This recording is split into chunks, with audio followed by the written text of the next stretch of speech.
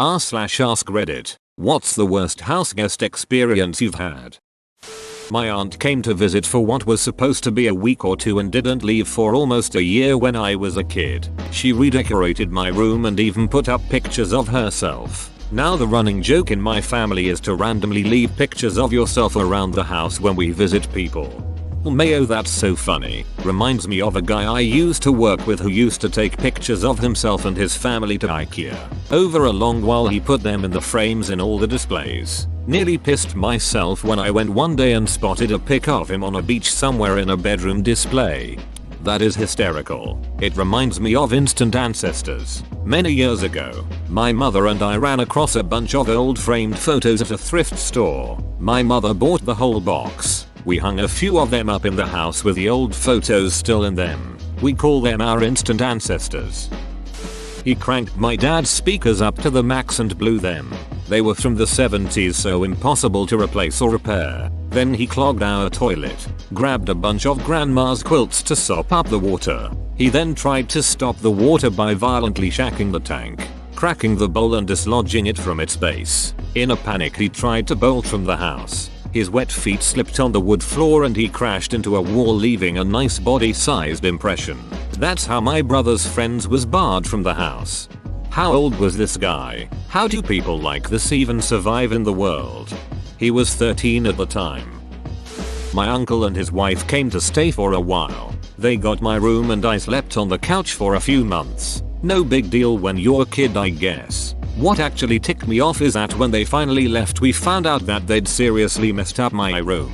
Everything reeked of cigarettes. There were ground up peanut shells in the carpet, cigarette burns on my mattress, etc. And we couldn't figure out why the room smelled like death until we lifted up the bed and found mummified cat shit stuck up in the shag carpeting. They either had such bad hygiene that they didn't notice the smell or they knew and they just didn't care. Edit. To everyone asking how we didn't notice the cigarette smell, my guess is that they only smoked in the room during the day when everyone was out. Probably smoked out the window. My parents weren't smokers. We just figured the smell was coming from their bodies, which we couldn't do anything about. Plot twist. They were on meth. No way this happens unless hard drugs are involved. Mayo.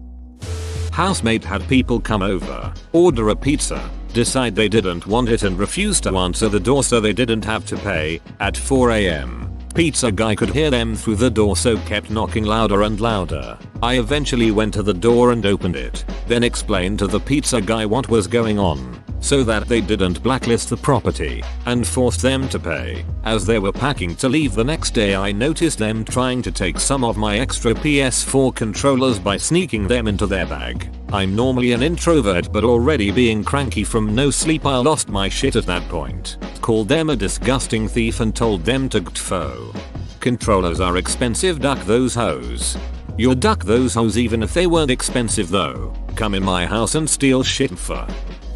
That would be the girl visiting my sister-in-law who decided it would be funny to repeatedly prank call 911. I got a very angry call from the local police station saying we either stopped or they'd be sending a squad car over. Apologized profusely to the officer and thanked him for calling us first. She was not invited back to her house. She was 17 and definitely old enough to know better. Isn't abuse of 911 an actual crime? In Florida the first false alarm call is not, but usually the second time is an explanation saying that they will get charged if this continues. Unless it was explained the first time, anything after you will probably get charged. My ex-wife's friend had her car break down, and our apartment was right on a bus route to her job. She was supposed to stay over for a week while she got her car fixed. After 2 months and a lot of warning, we packed her bags for her and put them by the door. How long did she crash on the porch? About 3 seconds. Then the car went through the porch into the kitchen. My dad owned a business his whole life and was in the process of hiring new installers. One applicant came in from out of town and my dad, being the kind man he was, offered for him to stay in our home. When the morning came the man went to take a shower. My parents heard the water turn on and it stayed on for a really long time. After an hour and a half of running water, my mom made my dad go check on him. My dad went upstairs, picked the lock on the bathroom door, and found blood and a limp body on the floor next to the running shower. The man had overdosed, lost consciousness, hit his head on the shower side, and died. He was dead. Right there on the bathroom floor that I used for 10 years. One thing is for sure, he won't be coming back to our house again. This one caught me off guard, lol. Yep, everything else in the thread was people being a-holes, and suddenly we get a death. Wife's cousin stayed a couple days with us. After he left, I discovered he purchased about $60 worth of porn on Directv. Who are these monsters who pay for porn, especially on TV, let alone someone's other than theirs, just jerking it in the living room in the afternoon while everyone pretends the world isn't burning down around them. He crashed on our couch and this was overnight. Instead of asking where the toilet paper is, they let their kid wipe his ass with our guest towels. Was there extra toilet paper in the bathroom? Or were they too lazy to look? They were overnight guests. There were definitely more rolls. They just didn't look around. Oh. My old roommate told me she had a friend who had fallen on rough times and needed a spot to crash for a while. No worries, I told her. Oh, big worries. He was a professional beatboxer, but more than that he was a professional smoker. Like, I'm fine with weed generally, but this dude was on 12-15 blunts a day, and would roll one as soon as he rolled his tighty whitey clad ass off of our couch. So for like 4 months, as soon as I woke up, it was nothing but clouds of white owl and brrrrmmchkchk fracafracach cabrim. He didn't fall on rough times, he was a rough time. brrrrmmchkchk fracafracach cabrim. Never seen beatboxing spelled out before and I never want to again. This is the pinnacle.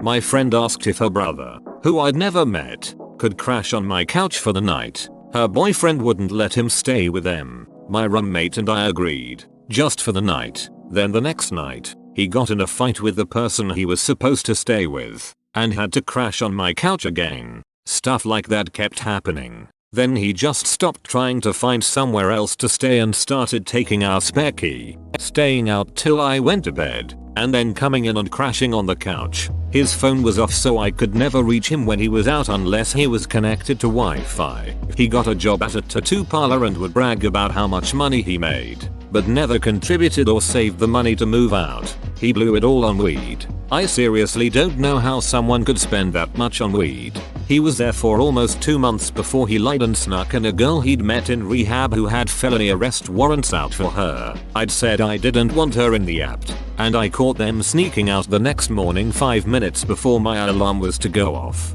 I got upset with him and said it was not okay to lie to me and hide things from me. He freaked out and made up a bunch of stuff that he told my roommate and my friend. His sister said I called him a useless junkie, etc. I've had a lot of friends struggle with addiction. I'd never ever say something like that. After having my roommate scream at me over the lies the guy told I was done, he wasn't allowed back. It was a good thing I made him leave. Turns out he was slipping back into old habits. The next person who let him stay with them got robbed. He's been in and out of jail. My friend asked if I could help put money on his commissary thing. I hope the guy eventually gets cleaned up, but it's not my mess. Couple came for a weekend to my small apartment. Surprised that they brought 3 dogs and an extra friend. The puppy took a dump on my floor in the night, which nobody got up to clean. Another dog had a crate but managed to get a hold of a carpet outside of the crate, drag it in, and shred it. They also chewed up cardboard and wooden furniture. When they left, all the shredded stuff was just where it fell. Some people should not be pet owners. One of my best buddies from high school called me up and begged for me to come get him from a town about 3 hours away. The idea was he would stay with us for a couple weeks while he looked for work and then get his own place. 6 months later I ended up renting him a room for 1 month and dropping him off with his junk and wishing him well. His father had warned me he would drain me dry and he wasn't kidding. All those months he was supposedly using my vehicle to look for work, he was instead going out to a local bar. Every bottle in our liquor cabinet was drained down to the last finger. Yeah, cause if you leave that last little dribble in the bottle you haven't officially taken the piss. She stole all of my booze, pissed on my couch, tore up the flower bed to the side of my driveway, and destroyed my guest bathroom. This all happened after I'd fallen asleep. She was a guest of a tenant roommate, and that roommate was told either her friend wasn't allowed over ever again or she'd have to find a new place to live. Literally thought this was going to be about a dog. You're pissed on my couch got me. Ran into a guy I used to call a friend and let him stay with me for a while as he was down on his luck. I guess we'd ran out of toilet paper, so he used a washcloth and left it at the side of the toilet. Kicked him out and found out later he walked away with some of my CDs. Some mutual friends let him stay, against my advice. They came home one day to find him passed out on the couch with his pants around his ankles. After they kicked him out, they found out he'd racked up $900 in phone sex charges. Duck you Noel. You always were and always will be a piece of shit. They came home one day to find him passed out on the couch with his pants around his ankles. After they kicked him out, they found out he'd racked up $900 in phone sex charges. Damn. Dude was jerking off to a phone sex line. What year was this? Well, he stole CDs, so I'm guessing 1996. My mom's cousin and her husband went for a short visit to our house. She was 5 months pregnant then. She and her husband didn't leave until the baby was 2 months old. Then when leaving, it's a pity we could only pay you a short visit. We'd have loved to stay a bit more, but Jim is starting college tomorrow. And to be honest, we're leaving because this house is a shithole. There's dog shit in the fridge. We burned your mattress because it was cold. Oh yeah, and we filled your washing machine with bricks to use as a drum machine. We had a house sitter once who wanted to bring their own dog for the week. They assured us the dog was well behaved and house trained. This was a pretty close friend, and their house is nice and clean, so we believed them. Came home to find every rug in our house destroyed. The house smelled funky when we walked in, and I immediately found wet spots on our living room rug. Lifted it up and it had more stained areas than not. Same with the kitchen, hallway, bedroom, and guest room rugs. I'm guessing this dog didn't pee outside a single time it was there. This was someone we paid to watch our house. Edit. To answer some common questions. Their house was all hardwood and had a dog door. I guess the dog just let itself out. Or maybe it does pee inside and they clean it up. Maybe the dog was freaked out in a new place. I honestly have no idea. I didn't confront them. We had a lot going on at that point in our lives, and just felt it was best to silently sever the relationship and learn an expensive lesson. We were planning a cross-state move and a wedding. All our small rugs went through the wash. The living room rug went right into the dumpster, it was so bad. We tried to clean the bit off his rug, but it ended up trashed too. We replaced the living room rug fairly cheaply. They tried to blame it on my dog and kind of acted like they hadn't noticed, which I do not for 1 second believe either part of. My dog has had 2 accidents since we got her 6 years ago. Once the first day, and once when she was recovering from anesthesia. She has a bladder of steel and weighs 15 pounds. This other dog was a solidly 75-pound lab mix. Based on the sizes of the stains, it was not the 15-pounder. Weirdly, there was no evidence of poop in the house, so I really don't know what was going on. No, it does not appear that they made any attempt to clean up the mess. The rug downstairs was literally dripping wet. We paid via Venmo before we got home. Yes, I'm a spineless wimp. No major justice boner to be found here. They assured us the dog was well behaved and house trained, which they apparently thought meant trained to pee in the house. I once dog sat for a friend and that is exactly how I describe that dog. We knew this dog was terrible at asking to go out and regularly pee on their carpet, so we had a schedule. We let her out with our dog every 4 hours except at night when both dogs slept downstairs, which was all hard floors. For 8 hours, we used a toddler gate thing to block off access to the stairs and took up the rugs so there was only couches and dog beds down there. This worked for 3 straight days with no accidents until the last morning I woke up to find that this dog had broken down the gate and took the largest shit and piss I'd ever seen. I swear to God she had been saving it up. She was a little smaller than my dog and I'd never seen him lay a pile of logs like that. It's like she had been inadvertently trained to go on the carpet, so by taking her outside we were going against what she'd been trained to do. She just wanted to give us one final parting gift. God, I was so pissed. Edit to add, these were large dogs. Mine was 90 pounds and the friend's dog was around 75 pounds. It was a lot of poop. My parents came over and started snooping through my closet while I was making tea. They found some sex toys and proceeded to get mad at me for having them in my own house, in my own bedroom. They wouldn't have found them if they would have behaved like normal people. Duck, not to mention it's your ducking house. If you want to leave dildos on your coffee table in the living room, that is your prerogative. Right, I might actually do that next time they come over. My dad's friend pissed in the corner of the guest room and asked for money from everyone who happened to walk by him. In that order? No, simultaneously and with direct eye contact the entire time. I was on my honeymoon with my husband and we let his dad stay at our house, but said he had to be out by the time we got back. We let him know when we were on our way home and expected him to be gone. We get back. He was gone but had not gotten his stuff out of the house. On top of that, he trashed the place like a group of teenagers. Empty pizza boxes and trash laying around. He came back and stayed around for a bit and asked me if I was mad at him. Like, of course I'm mad. What do you expect? Bye. Are you mad at me? I assume you mean to apologize for your behavior. So how about we try that again? My brother-in-law stayed at our house while we were on our honeymoon.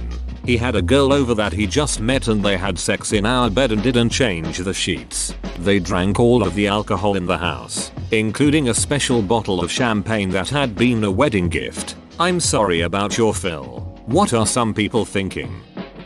I had surgery and was on bed rest for a week. I asked my cousin, who was living with me at the time, to keep an eye on me, as I was on heavy painkillers. I stayed on the couch and let her use my bedroom. When I recovered, I found used hair weave piled up on clean towels in the bathroom cabinet, a douche nozzle behind my nightstand, trash piled all the way up the wall in the kitchen, dirty dishes everywhere, a plate of rancid food in the microwave, ketchup and mustard smeared on the floors, and she had stolen a bunch of clothing and CDs, along with one of my iPhone chargers. She had a Windows phone, and she poked a hole in my $2,500 sleep number bed. I kicked her ass out immediately. Edit. Why I gave her the bed and took the couch. The couch was like 2 steps from the bathroom. And by giving her the bedroom I thought I was ensuring that she would have no reason not to do this one simple task because she would have to pass by the couch to go to the kitchen or the bathroom. Edit. Explain douche nozzle. A douche is a feminine hygiene product that many women use to control vaginal odor. The bag contains the product, and the nozzle is inserted into the vagina. When you squeeze the bag, the product is pushed out of the nozzle and it rinses the vagina. Edit. I have seen a handful of comments saying that you're supposed to douche your butt. Are you using actual douches? Or warm water enemas? Because douches typically contain vinegar and that's unsafe for rectal use. I don't understand how a family member of someone thinks what they're doing is fine. Have you had any contact with them since? Nope. I ran into her in line at the grocery store last year. She spoke to me and I went to stand in another line. When our son was born, my mother-in-law came and stayed on our couch for 2 weeks to help. In the 2 weeks she was there, she did nothing to help. Dishes, laundry, feedings, nothing. And our poor son had real trouble feeding those first few months. We couldn't get him to eat well, and it didn't help that my mill was there the whole time, staring at us while the baby didn't eat. After 2 weeks, my father-in-law was going to join us, so my mill baked a pie for him. That's why I always said that if we had another one, I'd be on the doorstep with a shotgun until the baby was 6 months old. Edit. As this has blown up some, I'll add a few things. When my mill saw my wife for the first time after the baby, he said, "Whoa, it looks like there's another baby in there." Also, my Phil wasn't there to meet his first grandchild because he had a prior commitment. It was a Vietnam veterans reunion. I wasn't bothered that he wanted to go to that, because I know how important that group is to vets. But this is your only daughter and your first grandchild and you can't skip it 1 year? But then again, if he'd been as helpful as his wife was, it was better that he was away. OMG. My mum is like that. When my youngest was born, my mum came over a couple of weeks after to help us out. I live abroad, originally from the UK, and my parents still live there now. My mum has always been lazy. She's the type of sit on the sofa, play on her tablet and go outside for a cigarette now and then. and she didn't disappoint. I managed to barter her down from 4 weeks to 3, as usually 2 days is my limit, and for those 3 weeks, she didn't do any feeds, change a nappy or take him whilst I slept. I had mastitis and another pain in my ass, which was my then 4-year-old son. I was ducked. It would have been easier to do it on my own. As the boys have gotten older, nothing's changed. Her idea of interaction with her many grandchildren is poking them with a stick now and then to make sure they're still responsive. My mum did, in all fairness, teach my eldest how to play Candy Crush. Oh hey, this happened to me too. Postpartum a couple days and baby in the NICU and I was cooking dinner for my mill. ETA, my mill is otherwise great, just kind of useless in this regard and not very proactive. She didn't demand, but she also didn't help much at all. It was a bad time. I felt like I never got to recover from a very traumatic birth, and then I got hit with PPD, and by the way I have other kids who need attention and food and stuff. It was really hard to advocate for what I needed because I was exhausted and both children and adults needed things right now. Never even got to spend any time in this apartment. I agreed to rent an apartment with my younger sister on her road to recovery from drug use, and we'd all thought she was doing well. I paid for the first month's rent and deposit, which is standard. She moved in a week early because I was working night shift and the whole process started on a Monday. That weekend I got to move in. I found out my debit card was locked out because she stole it and attempted to withdraw money too many times. It didn't get any better after that. Sadly, was not expecting that reaction. For all her curious, yeah, shit got worse and I've further distanced myself from that sibling, especially seeing her OD and nearly die and treat us like shit for calling medics. And no, I'm not going to give a lot of little detail here because she is still my little sister. So even inventing here and never wanting to deal with her bullshit again, I'm not going to do that. Oh, this is a pretty good one. So I had a really old good friend call me and tell me they needed a place to stay for maybe a few days or a week when I lived in the Pacific Northwest. I of course said yes. Then she told me her girlfriend was coming too. Okay, great. They show up, and when they get to my porch she tells me her girlfriend has strep throat. At first I think okay, whatever, but then I stop and think isn't that highly contagious? But they are already here. So I just kind of start thinking to myself that I'll have to somehow keep them to my spare bedroom and sterilize the crap out of everything. But then I'm just wondering why my friend didn't tell me in advance, or if they don't know how contagious it is. Like if my girlfriend had strep, it'd go get a hotel and not subject my friend to that. After about a day, my friend tells me via text she has to leave, which at first I'm relieved, but then she asks if her girlfriend can just stay at my place. I don't know her. I've never met her in my life. I tell her I have another couple that need to come stay with me, which was true, and that I'm not comfortable housing someone I don't know who is sick. She says that is fine, but then when she comes to get her stuff she acts all pissed and says well see you sometime, maybe, and I don't hear from her for a long time after. Kinda ducked up she put me in that situation tbh. Whoa, you made it to the end? You're a ducking beast. I'll cut you a deal. Smash like and subscribe for more curated content, bruh. It's free and that's a great price.